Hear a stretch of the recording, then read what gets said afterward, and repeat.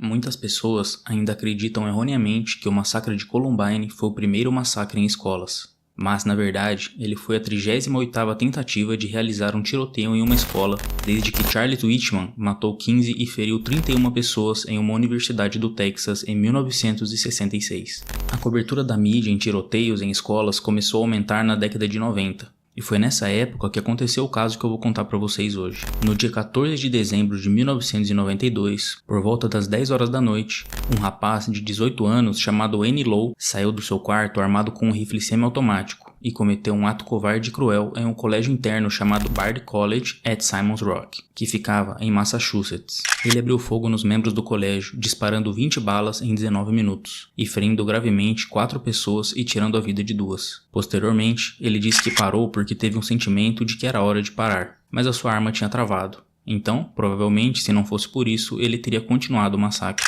O que motivou esse jovem a fazer algo tão horrível? Até esse momento, infelizmente, episódios como esse já aconteceram muitas vezes e continuam acontecendo. E muitas vezes essas pessoas já davam fortes indícios de que não estavam bem psicologicamente e que eram como uma bomba relógio que a qualquer momento iriam explodir. Muitos sofreram bullying ou tiveram uma infância difícil, mas não foi esse o caso de Wayne Lowe.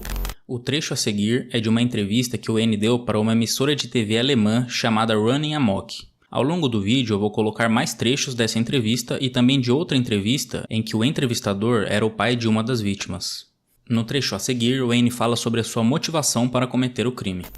Approximately 10 days before the shooting occurred, I was in my dorm room and I got a feeling. Now, it's not a voice, it's not a vision, nothing like that. The best way I can explain that is, I don't know if you ever had the feeling of deja vu, when you're traveling somewhere and all of a sudden you feel as if you've been here before. Well, this feeling told me to read the book of Revelation in the Bible. I began reading the book, and I began reading about it because I went to Catholic high school, and we all had a Bible. And the thing was, with the Bible was, back in Catholic school, I was kind of rebellious in my classes. And we had religion class. And what I did back in Catholic high school was I took tape and wrapped it around my Bible because, as a sign of defiance of, I didn't want to read it because I was really against everything they said. And when I had this feeling, I had to cut the Bible open because it remained sealed. So when I opened the Bible and started reading the book of Revelation, I started seeing things in the text, and I felt that it pertained to me. Like what? Well, right now it seems, now that I look back at it, it seems kind of weird that I would even think like that. But at that time, it felt pretty real to me when I read these things.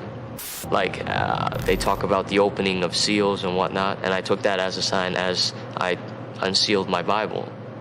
I felt that was an act that was in the book. And basically the book was about apocalyptic events that will occur in the future. And there were specific events such as horsemen coming down, bringing famine and destruction and war to the earth, and to destroy all the sins on the earth. And I felt that that was my mission, to destroy the sins at Simon's Rock. É realmente impressionante imaginar que uma pessoa pôde ler a Bíblia e interpretar de uma maneira que o levou a fazer algo tão cruel. Em todos os depoimentos de Wayne, ele falou sobre esse sentimento de forma consistente, mesmo não tendo sido diagnosticado com esquizofrenia. Aparentemente, ele sentia uma superioridade em relação aos seus colegas, que ele julgava serem pecadores, e pensou que sua missão era exterminá-los. Isso realmente é muito bizarro. Sejam bem-vindos ao canal Mentes Criminosas, e hoje eu vou contar para vocês o caso de Wayne Lowe. Então, vamos pro caso. Wayne Lowe nasceu no dia 14 de novembro de 1974, na cidade de Tainan, que ficava em Taiwan. O seu pai era um piloto de caça chamado Chia Wei Lowe. e a sua mãe era Lin Lin Lo, uma professora de violino. Wayne tinha um irmão mais novo e os seus pais eram imigrantes chineses. Posteriormente, quando Wayne tinha 6 anos, eles se mudaram para os Estados Unidos em 1981 e moraram na cidade de Rockville, em Maryland, em um bairro suburbano. Seu pai foi designado para trabalhar em um posto diplomático de Washington, enquanto Wayne, agora com 7 anos, começou a tocar violino com a orquestra juvenil do condado de Montgomery. Wayne teve uma boa infância e os seus pais eram presentes e amorosos. Em 1983, seu pai renunciou ao seu cargo em Washington e a família voltou para Taiwan. Mas 4 anos depois, eles se mudaram novamente para os Estados Unidos. Dessa vez para a cidade de Billings, onde se estabeleceram. Mais tarde, seus pais começaram a trabalhar como administradores em um restaurante chinês chamado Great Wall. Nessa época, Wayne estudou na Lewis e Clark Junior High School, da 7ª à 8ª série, e depois foi para a Billings Central Catholic High School, no 1º e 2º ano do ensino médio. Desde os 14 anos, ele era violinista na Orquestra Sinfônica de Billings e também gostava de jogar basquete. Polonaise Brilliant by Henry Wieniawski. Ele participou do Festival de Música de Aspen em 1990 e estudou com uma renomada professora de violino chamada Dorothy DeLay. Ele era um aluno muito inteligente. Nos Estados Unidos, existe uma média que eles fazem de todas as notas dos alunos, chamada GPA, que varia de 0 a 4. E no 2º ano, Wayne teve o seu GPA em 3.56, então suas notas realmente eram muito boas. Ele terminou o ensino médio em abril de 1991. Wayne então foi aceito em um colégio interno chamado Bard College at Simon's Rock, que ficava em Massachusetts. Ele se esforçou para se encaixar no cenário social da escola. No trecho a seguir, Wayne fala sobre o cenário social da escola e sobre se sentir isolado. Did you feel isolated in that school? Yeah, in a way I was. In a way I was because I was, first of all, I mean, there were very few minorities to begin with. Blacks, Asians, whatever. It was mostly white kids at that school. There's supposed to have been a lot of homosexuals. Yeah, there were. Are you? No. O colégio era uma pequena faculdade de artes liberais projetada para alunos que terminaram o ensino médio mais cedo. A grande maioria dos estudantes de lá eram brancos e autoexpressivos, e para a época tinha uma grande concentração de estudantes gays. Wayne recebeu uma bolsa de estudos, começando as aulas de outono em setembro.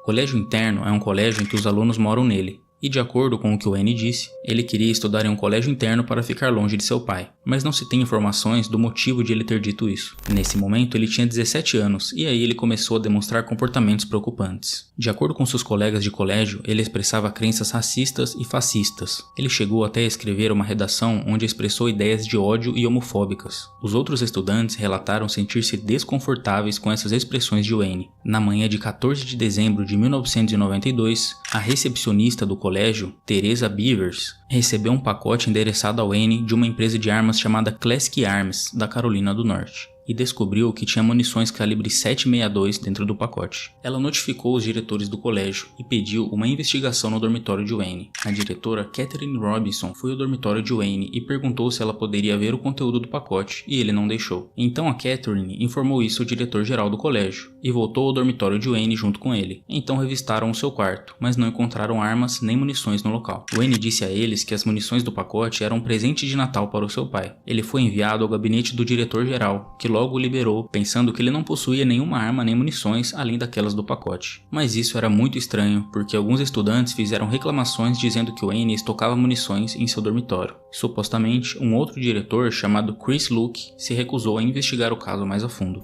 Mais tarde, nesse mesmo dia, uma pessoa anônima telefonou para os funcionários da escola, alegando que Wayne estava armado e iria matar membros da família Robinson, que era uma família que tinha vários membros trabalhando na faculdade. A pessoa que ligou se identificou como outro estudante com quem Wayne jantou naquela noite. Nenhuma precaução foi tomada, e a polícia nunca foi notificada. No quarto de Wayne, ele escondia munições que ele tinha comprado 2 dias antes. Voltando na manhã do dia 14, por volta das 10 horas da manhã, Wayne pegou um táxi até Pittsfield e conseguiu comprar um rifle semiautomático SKS em menos de 20 minutos. Ele voltou então para o colégio e por volta das 22 horas começou a efetuar os disparos. Ele começou na área de segurança da escola, efetuando 2 disparos na Teresa Beavers. Depois efetuou um disparo fatal no professor de espanhol chamado Nhakunyan Saez, enquanto ele estava dirigindo seu carro, um Ford Festiva. Wayne então efetuou outro disparo no estudante Galen Gibson, que havia saído da biblioteca para ajudar quem havia batido o carro, sem saber que havia um atirador no campus. Ele faleceu no local. Wayne também disparou em outro estudante e foi até um dormitório onde disparou contra outros 2 estudantes. Nesse momento, o seu rifle travou. Então ele largou a arma antes de caminhar até o prédio do sindicato estudantil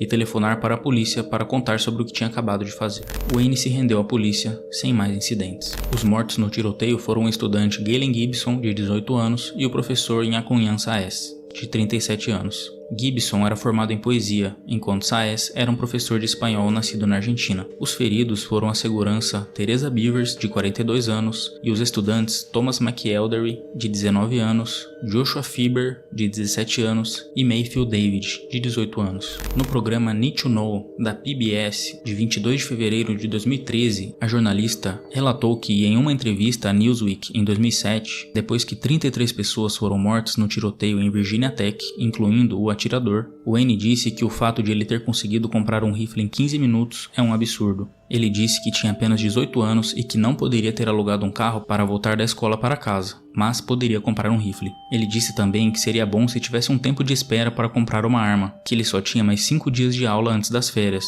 e que se tivesse um tempo de espera, ele não teria feito o que fez. O julgamento de 1 mês de Wayne ocorreu na Casa de Correções no condado de Berkshire, em Pittsfield. Embora tenham sido feitas alegações pela mídia antes do julgamento sobre as supostas crenças racistas que ele tinha, ele nunca foi acusado de crime de ódio e as acusações de racismo nunca foram fundamentadas. Em vez disso, o foco se voltou para seu estado mental no momento do tiroteio, quando ele fez um apelo de insanidade. Seus psiquiatras testemunharam que ele sofria de esquizofrenia paranoica, enquanto um psiquiatra nomeado pelo tribunal atribuiu as ações de Wayne meramente a um transtorno de personalidade narcisista. Em 3 de fevereiro de 1994, Wayne foi considerado culpado de todas as 17 acusações contra ele e condenado a 2 penas consecutivas de prisão perpétua sem possibilidade de liberdade condicional. Ele passou 9 meses em uma prisão de segurança máxima em Walpole, que ficava em Massachusetts, de fevereiro a novembro de 1994. Mais tarde, ele foi transferido para a MCI Norfolk, uma prisão de segurança média em Norfolk, Massachusetts. Em 1999, Gregory Gibson, pai da vítima Galen Gibson, escreveu um livro detalhado narrando o tiroteio chamado Gone Boy, A Walkabout. O livro gerou correspondência entre Gibson e Wayne, que foi detalhada em um artigo do New York Times, bem como em um documentário de TV alemão. Em dezembro de 2017, Wayne foi entrevistado por Gibson. No vídeo, Wayne novamente fala sobre como é fácil obter legalmente um rifle semiautomático nos Estados Unidos. A entrevista a seguir foi feita por uma organização sem fins lucrativos chamada Story Corps, em 2017. O entrevistador é Gregory Gibson, o pai de Galen Gibson, que foi uma das vítimas de Wayne Lowe. My name is Greg Gibson, and I'm speaking with the man who killed my son. My name is Wayne Lowe. I'm sitting here with the father of Galen, whom I murdered 25 years ago. How would you describe your mental state in those days? I was disturbed. I would see things that made me think that I was on some kind of a mission from God. But I know I wasn't now that I look back. Sure, but at the time that was what you felt. Yeah. At the time I felt it. So I felt I had to do something. I was able to just take a taxi and go to the gun store. I said I want this SKS rifle. And it's incredible how easy it was. And the same, I assume, with the ammunition. I had my mom's credit card. The people on the phone where I ordered from, they said, "Thank you very much for your purchase. We'll get it out as soon as we could to you." This was the first time ever purchasing a weapon, ever using a weapon, ever firing a weapon. Wow. For just a few minutes, I've destroyed so many lives. For years, you were in denial about the whole episode, and then at some point, you reached out to me. You said you wanted to apologize. What changed? Someone came to me one day with a magazine here in prison, and he said, Wayne, you might want to read this. In the middle of it was an article where you had an interview. It made me realize that there are families out there. Yeah. I didn't know Galen personally at Simon's Rock, but at the trial, you spoke about how you guys came on campus that time and came out of the car and everybody gave Galen a standing ovation. I was there. I was there, Mr. Gibson. I was there. I didn't know him, but I stood up to him. Because I knew everybody loved him. Well, we sure did. This is really exhausting, isn't it? Yes, it is. You tell your parents you're having this conversation? Yes, absolutely. I know they thank you just as much as I thank you for allowing me to even apologize to you. There are other families that don't want to have anything to do with me, and I totally understand that. Yeah, I do too. You know, we've all suffered, we've all grown wise from our suffering, and some people do it one way, some people do it another way. I understand that. I know that your family, perhaps they don't agree with what you're doing, giving me the opportunity to speak. Is there ever conflict within you that you're doing something that might bother them? Yeah, I think it bothers my son. He just doesn't want to have anything to do with it. He doesn't want to talk about it. And I respect that completely. So yeah, I think they think I'm a little crazy, but they're proud that I'm working for Galen so that people don't have to keep doing this. Essa última entrevista é de 2019 e também é de Gregory Gibson entrevistando Annie Lau. Well, you know, ever since Galen died, it's been my thought to somehow get something useful out of that horrible situation. Somehow to do something that might help another family not have to go through what your family went through and what my family went through. And I don't know if it will have an effect. But what was it that made you choose a gun as opposed to arson or a baseball bat? Well, I think I was cowardly. I was a coward in the sense that I wanted to inflict pain on others, but I didn't want to be personal about it, almost. And let's be honest, I mean, there's nothing more powerful than the gun. Did you give any thought to what kind of firearm you were going to use, or was it just what was available? I mean, there were pistols, there were shotguns. I just turned 18, so I knew that I couldn't get a handgun, but I knew that I can get a rifle. And I've seen the ads in the newspaper, and they had cheap weapons there. So That SKS. right, But they only came with, I don't know, five-round magazines. right. You know, you can alter the SKS to make it like an AK-47 or something. So, you know, I decided, well, yeah, I'm gonna get those modifications. I mean, they were cheap. The ammunition was cheap. The modification, the 30-round clips were cheap. You know, there was an easy way to make it into like a military-style weapon. So I think it was meant to be simple. So you ordered over the phone. Over the phone. I said, yeah, could you rush it out? And they said, yeah, absolutely. And we'll have it there for you tomorrow. Is there anything else you want? I said, no, that's fine.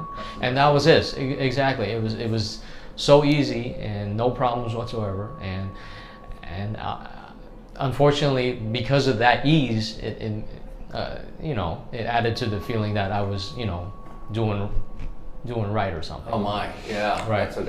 I didn't think of it that way. Right. But the fact that it was easy kind of reinforced yeah. the mission that you Exactly. felt. Jesus. Exactly. The same thing at the gun store. Exactly. The whole transaction took, you know, less than 20 minutes, and out I walked with a gun. You had no experience shooting I have firearms never of any kind? I never shot a gun. I've never been close to anybody shooting a gun. So the first time I fired a gun was that evening. I'm responsible. I want to make that clear. I'm responsible for it. But there was help along the way, and I'm not saying I wouldn't have done anything, but it could have changed that night. Mm-hmm. I was able to murder 2 people and wound 4 people by getting 20 rounds off. So it was easy. It's just too easy. Então esse foi o caso de Annie Lau. Esse caso mudou as leis sobre armas no estado de Massachusetts. Se gostou desse vídeo e gosta desse tipo de conteúdo, eu peço que deixe o like e se inscreva no canal. Isso é muito importante para me ajudar a melhorar meu conteúdo e trazer novos vídeos para vocês. Aceito sugestões sobre outros casos que posso trazer aqui no canal. Obrigado por assistir e até o próximo vídeo.